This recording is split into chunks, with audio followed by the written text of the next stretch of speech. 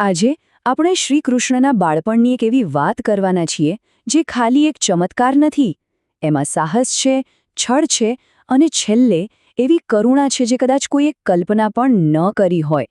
તો ચાલો આપણે પૂતના વધની આ જબરજસ્ત કહાનીમાં ઊંડા ઉતરીએ. સામાન્ય રીતે આપણે આ કથાને એક દૈવી ચમત્કાર તરીકે જ જોતા હોઈએ છીએ, પણ ખબર છે, આ વાર્તાનો અસલી સંદેશ જીત વિશે છે જ નહીં, એ તો શત્રુ પ્રત્યેની દયા વિશે છે. અને આ પાઠ આજે પણ એટલો જ મહત્વનો છે.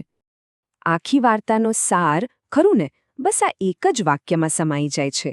આ લડાઈ ખાલી એક રાક્ષસીના વધની નથી. આ તો એ જોવાની વાત છે કે કેવી રીતે એકદમ નિર્દોષતા એક ભયંકર દુષ્ટતાનો સામનો કરે છે. તો આખી વાત શરૂ ક્યાંથી થાય છે? એકદમ ભયાનક ષડયંત્રથી. એક માસૂમ જીવની સામે એક મોટો ઘાત લગાવવાની યોજના ઘડાઈ રહી હતી. વાત એમ હતી કે મથુરાનો જે રાજા હતો, કંસ, એ બહુ ક્રૂર હતો અને એને પોતાની મૃત્યુની ભવિષ્યવાણીથી ખૂબ ડર લાગતો હતો. એને એવો ડર પેસી ગયો હતો કે ગોકુળમાં જન્મેલું કોઈક બાળક જ એનો કાળ બનશે. બસ આ જ ડરને કારણે એણે પૂતના નામની એક રાક્ષસીને આ ભયાનક કામ સોંપ્યું. હવે અહીંથી છે ને વાર્તામાં એકદમ રસપ્રદ વળાંક આવે છે. પૂતના કોઈ યોદ્ધાની જેમ સીધો હુમલો નથી કરતી. ના, એ તો છળનો ઉપયોગ કરે છે અને આ જ વાત આખી ઘટનાને વધારે ડરામણી બનાવે છે. તો પૂતનાએ શું કર્યું? એણે એક એટલું સુંદર અને મમતાથી ભરેલું રૂપ લીધું કે કોઈને એના પર જરાક પણ શંકા ન જાય. એની સુંદરતા એટલી બધી મોહક હતી કે ગોકુળના લોકો એના અંદર છુપાયેલા ભયંકર ઈરાદાને સમજી જ ન શક્યા.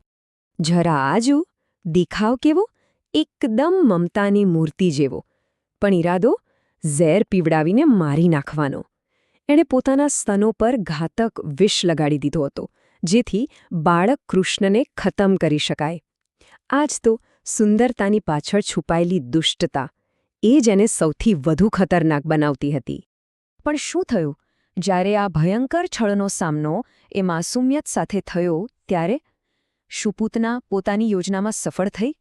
અને હવે આવે છે આખી કથાનો સૌથી અદ્ભુત ભાગ. એક એવો પલટો જ્યાં આખી બાજી જ ફરી જાય છે અને એક નાનકડું બાળક પોતાની દેવી શક્તિનો પરચો બતાવે છે.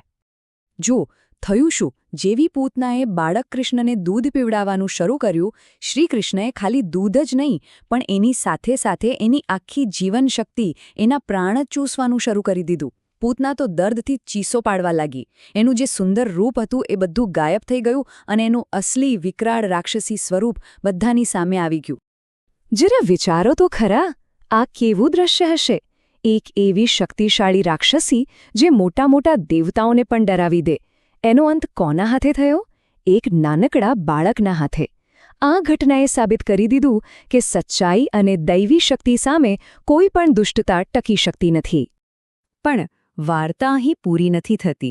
હા, દુષ્ટતા પર સારાની જીત થઈ, પણ આ જીત પછી જે થયું ને, એ જ આ આખી કથાનો સાચો અને સૌથી ઊંડો સંદેશ છે. અને એ સંદેશ સમજવા માટે પહેલાં મોક્ષ શબ્દને સમજવો જરૂરી છે. મોક્ષ એટલે શું? એટલે જન્મ મરણના ચક્કરમાંથી હંમેશા માટે મુક્તિ. આ એ અંતિમ ગતિ છે જેને પામવા માટે મોટા મોટા ઋષિમુનિઓ પણ વર્ષો સુધી તપ કરતા હોય છે. પૂતનાનો અંત તો થઈ ગયો, એ આપણે જોયું, પણ ભગવાને એના ગયા પછી જે કર્યું એ એમની કરુણાનું શિખર હતો. અને આખી વાર્તાનો સાચો હીરો, સાચો સાર અહીં જ છુપાયેલો છે. અને આ છે સૌથી મહત્વની વાત. ભલે પૂતના ઝેર લઈને આવી હતી, પણ એણે ભાવ તો માતાનો જ રાખ્યો હતો, દૂધ પીવડાવવાનો. બસ એ એક ભાવનું સન્માન કરીને શ્રીકૃષ્ણે એને મોક્ષ આપ્યો. એ જ ગતિ આપી જે એમણે પોતાની માતા યશોદા માટે વિચારી હતી. કલ્પના કરો, જે મારવા આવ્યો હતો એને પણ મુક્તિ. તો આ આખી કથા આપણને એક બહુ મોટો સવાલ પૂછીને જાય છે.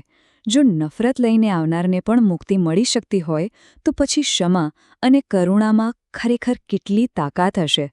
આ વાત ખરેખર વિચારવા જેવી છે, ખરું ને?